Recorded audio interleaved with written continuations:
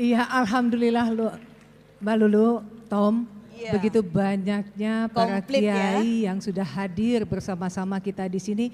Ini betul-betul nyata bahwa Partai Kebangkitan Bangsa memang lahir tadi dikatakan dari Nahdlatul Ulama, diperuntukkan untuk Nahdlatul Ulama dan juga pondok pesantren. Iya, tentunya doa dan dukungan dari para kiai sangat penting untuk Partai Kebangkitan Bangsa. Untuk itu kami akan meminta dengan hormat sambutan atau testimoni dari Kiai Haji Imam Jazuli LCMA pimpinan Pondok Pesantren Bina Insan Mulia Cirebon. Kepadanya kami silakan. Bismillahirrahmanirrahim. Assalamualaikum warahmatullahi wabarakatuh. Alhamdulillahirabbil alamin. Wassalatu wassalamu ala asyrafil anbiya'il mursalin wa ala alihi wassahbihi ajmain. Amma ba'du. Yang saya hormati para kiai, para ibu nyai, wabil khusus Kiai Haji Kafabihi, Kiai Haji Marzuki Mustamar, Kiai Haji Haidar Muhaimin, Kiai Haji Bushrul Karim, Kiai Haji Abdul Mun'im Deze, Kiai Haji Ahmad Badawi Bashir, Kiai Haji Syihabuddin Ahmad, dan idola kalangan muda NU Gus Kausar dan Gus Salam. Beliau selalu hilir mudik di beranda saya ini. Pokoknya tiap hari pasti ketemu beliau sebagai gerakan Nahdiyin bersatu ya. Dan yang kita hormati, kita takzimi, telah berjuang luar biasa mengangkat PKB di pemilu 2024, yaitu Ketua Umum Partai Kebangkitan Gus Muhaimin Iskandar. Ini luar biasa, ketum yang energik, smart, banyak strategi, banyak akalnya. Kita bersyukur ini punya ketum yang luar biasa. Yang terhormat Pak Sekjen dan juga para menteri yang tidak bisa saya sebutkan satu persatu, juga para ketua partai yang sudah hadir pada malam hari ini, dan seluruh anggota fraksi PKB, baik DPR RI, DPRD tingkat 1 maupun DPRD tingkat 2. Dan seluruh hadirin semua yang hadir pada malam hari ini. Saya malam hari ini terasa istimewa karena sudah bertahun-tahun saya tidak pernah hadir dalam undangan apapun. Resepsi pernikahan, undangan organisasi, termasuk undangan partai PKB. Ini pertama kali saya keluar dari pesantren dan dikasih podium di JCC. Tirakat saya 7 tahun batal ini, gara-gara Gus Ketum ini. Dan tentu ini menjadi istimewa buat kita semua. Milad ke-26 PKB adalah hari kesyukuran. PKB yang dulu dikenal sebagai partai Nahdiyin saja, hari ini kita lihat sudah berubah. Banyak kantong-kantong yang bukan kantong Nahdiyin, tapi PKB mendapatkan kursi, itu luar biasa. Di NTT PKB luar biasa, bahkan di Samosir juga luar biasa. Ini tandanya PKB sudah menjadi partai nasional, di semua tempat terwakili oleh anggota-anggota fraksinya. Kita lihat perkembangan PKB ini luar biasa. Pemilu lalu hanya 58, pemilu sekarang jadi 68. Dari 13 juta menjadi 16 juta. Yang luar biasa itu justru DPRD tingkat 1 dan DPRD tingkat 2. Dulu 1.700, sekarang 2.114. Ini nggak main-main kemajuannya, ya. Kayaknya 2 jalur ini, jalur darat dan jalur langit ini. Kalau darat doang rasa-rasanya berat ini. Para hadirin semuanya yang saya hormati, saya diminta oleh Gus Ketum untuk memberikan sedikit sambutan terkait masa depan politik Nahdliyin. Tentu kita semua tahu bahwa Gus Ketum pada tahun 2022 telah memberikan visioning tentang Indonesia di dalam bukunya yang sangat lengkap. Maka pada malam hari ini saya ingin sedikit memberikan visioning tentang masa depan PKB.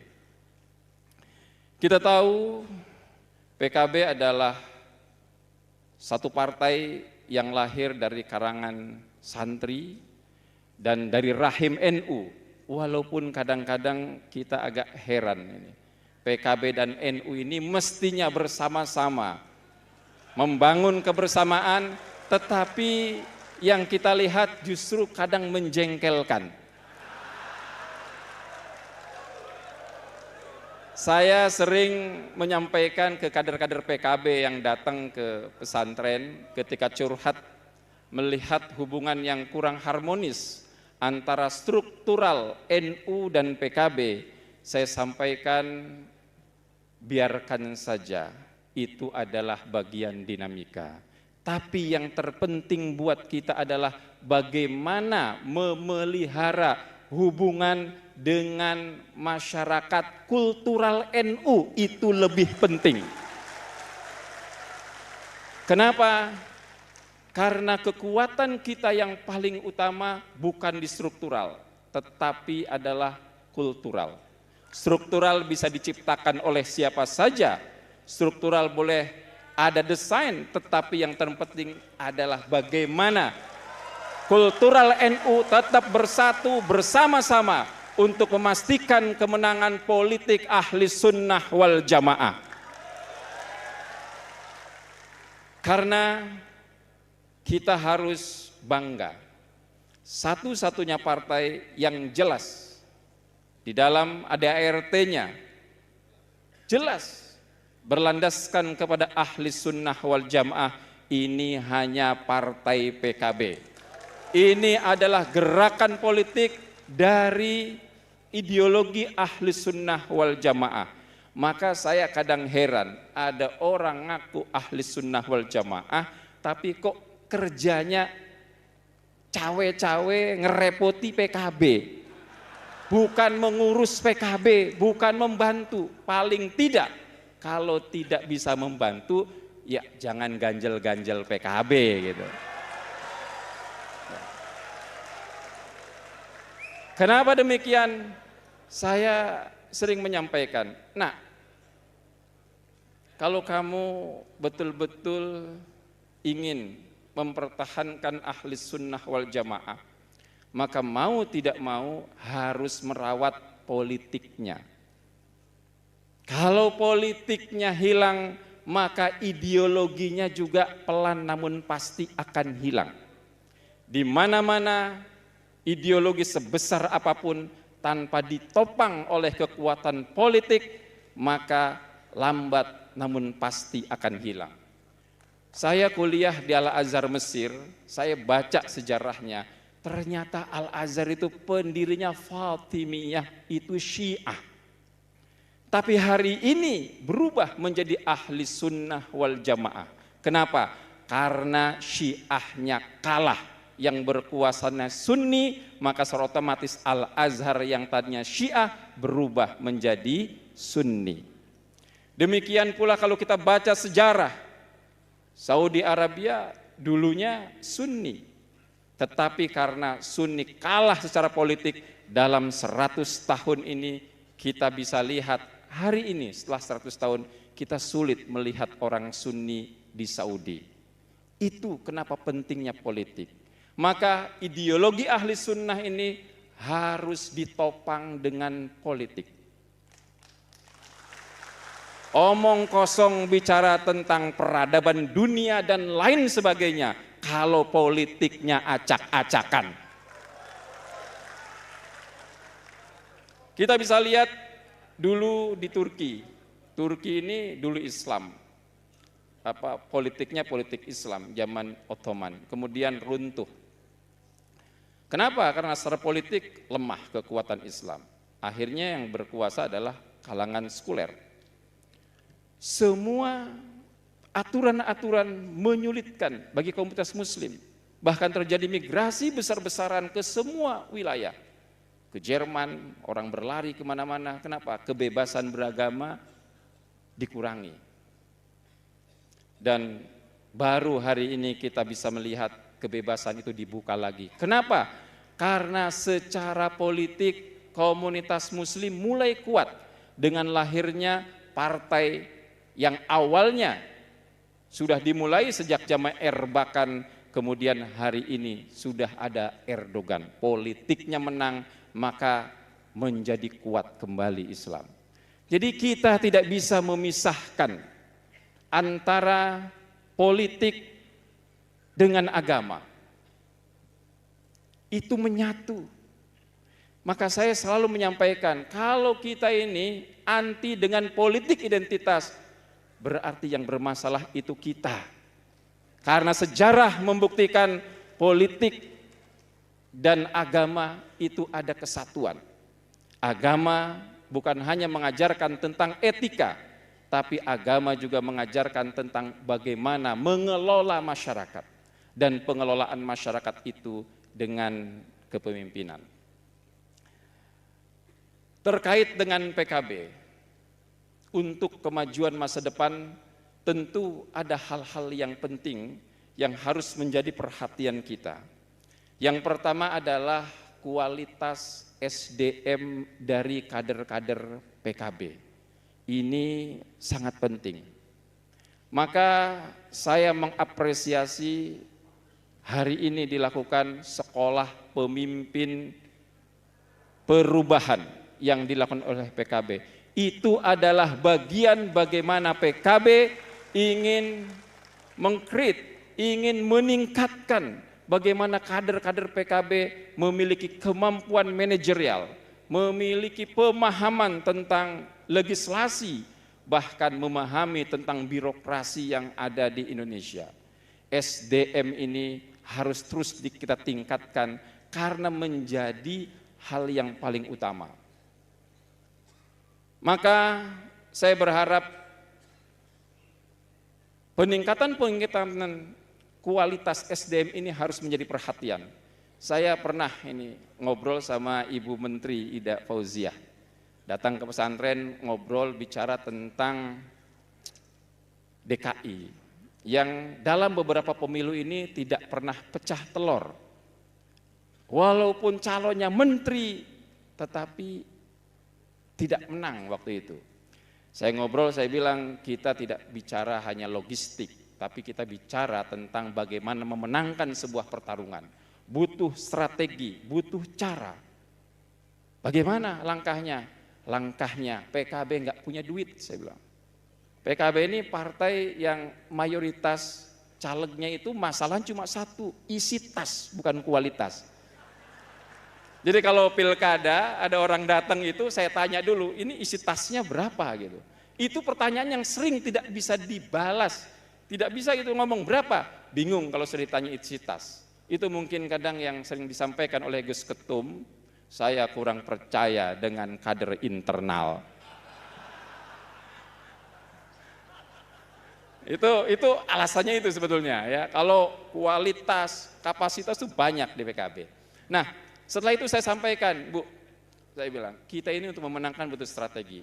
Bagaimana kalau kita buat sekolah politik untuk seluruh calon legislatif dari PKB DKI. Kenapa? Saya bilang pemilu 2019, saya bikin sekolah politik untuk semua partai. Dari 80 yang ikut di gelombang pertama, saya bilang 24-nya jadi. Jadi kita butuh sekolah politik, tapi caranya ini dia harus nginep di pesantren. 3 hari saya bilang baru selesai. Saya harus datangkan 2 sekolah politik. Ya, waktu itu Polmak sama Saiful Mujani yang kedua. Saya sampaikan ke Ibu Ida, kata Bu Ida, boleh juga tuh. Gimana? Pokoknya datangkan saja anggota legislatifnya. Berapa banyak? 1000 boleh, saya bilang. Semua aman di Bima ini, ya. Nggak usah mikirin apa-apa, beres semuanya. Bahkan kalau ada narasumber dari PKB, tetap ada argonya, saya bilang. Ya. Akhirnya apa? Betul. Ternyata bukan hanya DKI yang datang itu. DKI datang, Banten semua calonnya datang, ada 680. Saking semangatnya, sehari sebelum acara peserta sudah datang duluan. Saking betahnya, sehari setelah selesai masih ada yang belum pulang-pulang itu. Sampai saya itu saking semangatnya, selesai pelatihan itu saya bilang saya ijazahin lagi. Ini jalur langitnya. Saya ijazahin dalil khairat. Setelah selesai ijazah, saya bawa itu ke Sunan Gunung Jati ke makamnya. Naik angkot semuanya, anggota dewan bahkan ada yang DPR RI itu nggak boleh naik mobil, naik angkot semuanya. Harus merakyat sekali-kali sebelum jadi lagi. Ya. Dan luar biasa, saya terkaget-kaget melihat hasilnya. DKI yang tadinya tidak pernah pecah telur dapat 2 kursi untuk DPR RI. Untuk provinsinya naik dari 5 jadi 10. Banten juga dari 1 kursi menjadi 2 kursi. Ya. Dan juga ada kenaikan di tingkat DPRD-nya. Sayangnya sekolah politik itu hanya untuk Banten dan DKI, ya. Tapi materinya kita sebar. Nah ini contoh bagaimana yang namanya SDM itu kalau kita tingkatkan dia menjadi optimal. Dia tahu caranya perang. Orang perang senjatanya hebat tapi tidak tahu cara perang maka dia tidak akan pernah menang. Ini saya kira yang menjadi catatan kita. Sekolah politik harus dilakukan ke depan di PKB. Saya minta ketum ini harus punya hak veto. Wajib sekolah politik serius bukan seremonial. 3 hari atau kalau perlu 1 minggu. Ya, dan insya Allah Bina Insan Mulia ke depan siap membiayai seluruh sekolah politik dari PKB ini. Ya, jadi nanti pemilu depan mau sekolah politik tiap provinsi datang ke pesantren tidak perlu dibantu secara finansial oleh PKB. Saya siap membiayai seluruh sekolah politik kader-kader PKB se-Indonesia. Yang kedua, yang penting dilakukan adalah memperkaya jaringan lini tengah. Ini problem kita di komunitas NU. Kita punya partai yang hebat seperti PKB. Bahkan dengan partai ini kita telah membuktikan mampu. Partai PKB menjadikan kadernya sebagai presiden, yaitu Kiai Haji Abdurrahman Wahid atau yang kita kenal Gus Dur. Dan selanjutnya PKB juga bisa menempatkan kader-kadernya di puncak jabatan politik, yaitu menteri-menteri. Tapi apa masalahnya? Masalahnya menterinya PKB, tapi second line-nya dirjen, direktur, ataupun di bawahnya kabid atau apa saja, jarang sekali kader-kader NU-nya.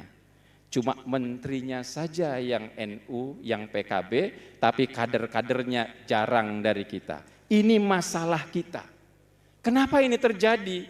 Karena sudah terlalu lama konsentrasi komunitas kita Nahdliyin lebih sibuk mengkader para ulama, lebih sibuk mengkader para kiai, tapi lupa mengkader para teknokrat, mengkader para birokrat, mengkader para pengusaha. Dan ini harus dimulai dari PKB untuk melakukan perubahan besar. Kita harus belajar kepada Turki. Dulu ketika Erbakan memimpin, ternyata tidak kuat. Kenapa? Karena kader-kader yang hadir saat itu adalah kader-kader dari Jerman yang kurang memahami tentang Turki. Maka Erbakan itu ketika dia jatuh, dia langsung membuat sebuah kampus namanya Erbakan Necmettin University. Di mana itu membuat sebuah kampus yang bidangnya bidang sains dan teknologi semua.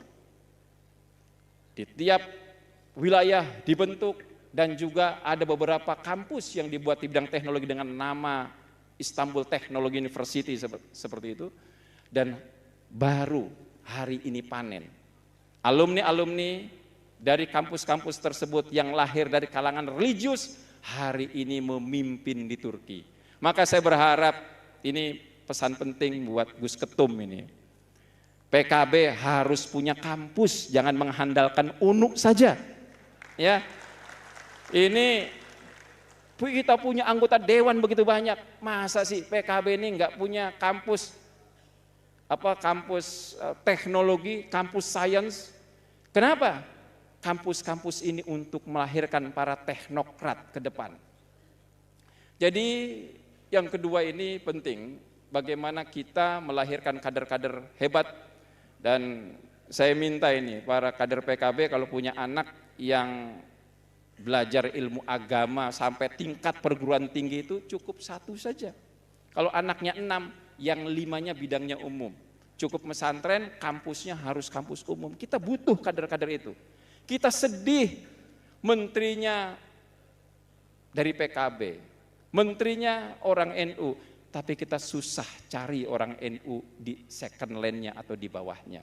Kita susah ketemu ya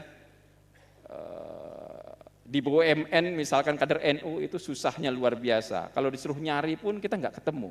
Ini saya kira keprihatinan kita yang harus menjadi konsentrasi dari PKB. Dan yang terpenting juga adalah bagaimana PKB menjaga top of mind dari generasi milenial.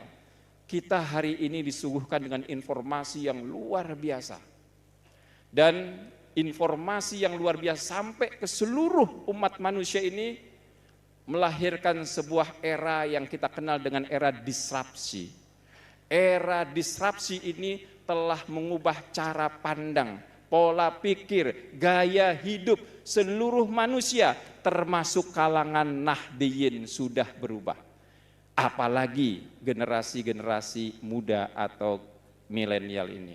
Maka ke depan saya berharap ini wabil khusus ini kepada DPR RI, DPRD untuk lebih aware kepada hal-hal yang bisa menarik perhatian generasi muda.